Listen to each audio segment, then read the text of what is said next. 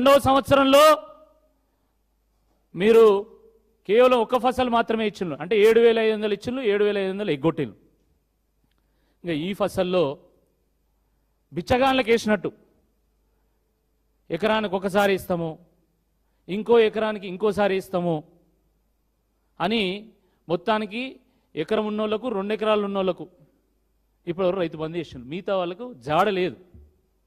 అంటే మళ్ళా రైతు బంధు ఎగ్గొట్టేటువంటి ఒక ప్రయత్నం చేస్తూ ఉన్నారు. బోనస్ అన్నారు, అన్ని పంటలకు బోనస్ అన్నారు.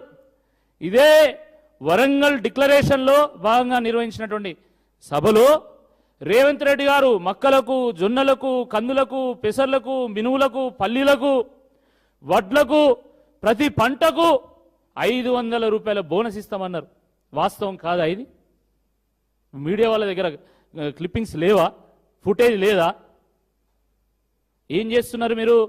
చివరికి అన్ని పంటలకు ఎగ్గొట్టి కేవలం వరిధాన్యానికి ఇస్తామన్నారు. ఆ వరిధాన్యానికి కూడా కేవలం సన్నవడ్లకే అన్నారు. ఆ సన్నవడ్లకు కూడా కేవలం ఈరోజు సివిల్ సప్లైస్కి చేర్చేటువంటి ఆ బియ్యానికి కావాల్సినటువంటి వడ్లకు మాత్రమే ఈరోజు బోనస్ ఇస్తున్నారు.